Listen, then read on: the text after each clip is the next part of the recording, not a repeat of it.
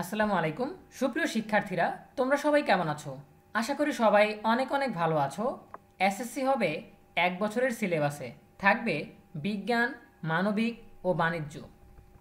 নতুন শিক্ষাক্রমে বিভাগ বিভাজন নেই, অর্থাৎ বিজ্ঞান, মানবিক ও বাণিজ্য বেছে নেওয়ার সুযোগ নেই। ফলে নবম শ্রেণীতেও একই পাঠ্য বই পড়ছে সব শিক্ষার্থী। তবে তারা যখন দশম শ্রেণীতে উঠবে তখন বিভাগ বিভাজনের সুযোগ পাবে। তারা আগের নিয়মে যেন 2026 সালের এসএসসি পরীক্ষায় অংশ নিতে পারে, সেজন্য সংক্ষিপ্ত পাঠ্যসূচিও প্রণয়ন করা হবে। আজ রবিবার 1 সেপ্টেম্বর শিক্ষা মন্ত্রণালয়ের মাধ্যমিক ও উচ্চশিক্ষা বিভাগ থেকে জারি করা নির্দেশনা থেকে এই তথ্য জানা গেছে। এতে সই করেন মন্ত্রণালয়ের উপসচিব মোসাম্মদ রহিমা আক্তার। নির্দেশনায় বলা হয়েছে, 2025 সালে দশম শ্রেণীতে উত্তীর্ণ শিক্ষার্থীদের এসএসসি ও সমমান পরীক্ষা 2026 সালে অনুষ্ঠিতব্য নেওয়ার লক্ষ্যে বিজ্ঞান, মানবিক ও ব্যবসা শিক্ষা শাখা অব্যাহত রেখে পূর্বের শিক্ষাক্রম 2022 এর আলোকে প্রণীত সংশোধিত ও পরিমার্জিত পাঠ্যপুস্তকগুলো, অর্থাৎ 2023 শিক্ষাবর্ষে ব্যবহৃত পুস্তকগুলো শিক্ষার্থীদের সরবরাহ করা হবে। জাতীয় শিক্ষাক্রম 2012 অনুসারে প্রণীত বিজ্ঞান, মানবিক ও ব্যবসায় শিক্ষাভিত্তিক এই পাঠ্যপুস্তকগুলোর একটি সংক্ষিপ্ত পাঠ্যসূচি প্রণয়ন করা হবে, যেন শিক্ষার্থীরা এক শিক্ষাবর্ষের মধ্যেই পাঠ্যসূচিটি সম্পন্ন করতে পারে।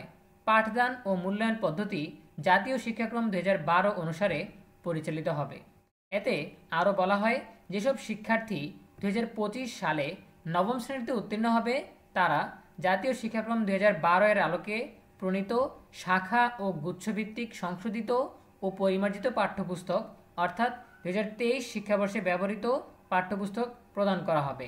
এসব শিক্ষার্থী নবম ও দশম শ্রেণী মিলিয়ে 2 শিক্ষাবর্ষে সম্পূর্ণ পাঠ্যসূচি শেষে 2027 সালের এসএসসি ও সমমান পরীক্ষায় অংশগ্রহণ করবে।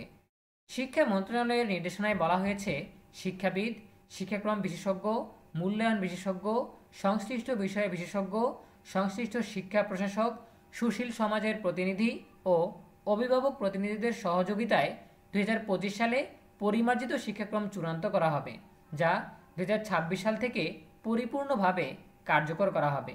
এই ছিল আমাদের এখনকার আপডেট। এখনকার আপডেট থেকে আমরা 3টা বিষয় জানতে পেরেছি। প্রথমটা হচ্ছে, যারা আগামী বছর দশম শ্রেণীতে উঠবে তাদের জন্য আগের শিক্ষাক্রমের বই দেওয়া হবে। 2012 শিক্ষাক্রমের বই দেওয়া হবে। বইগুলো কীরকম? এখানে বলা হয়েছে যে 2023 শিক্ষাবর্ষে যেই বইগুলো ব্যবহার করা হয়েছে সেই বইগুলো দেওয়া থাকবে।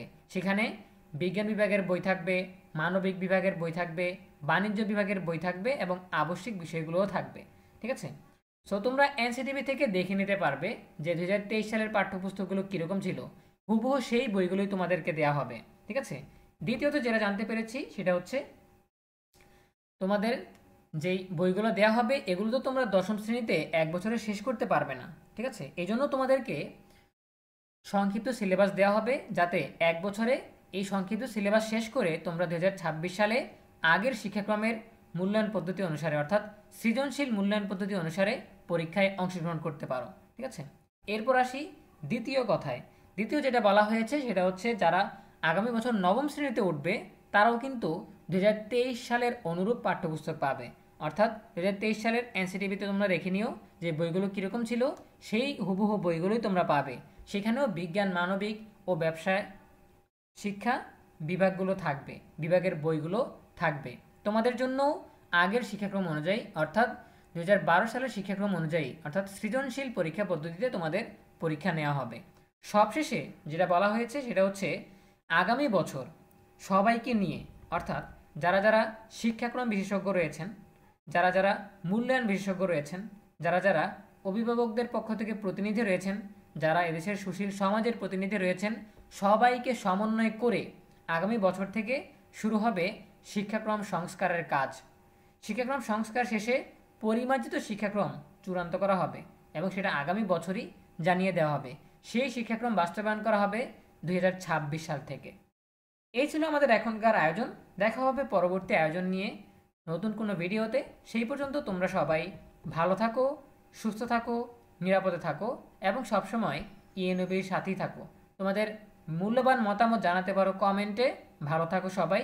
ধন্যবাদ সবাইকে।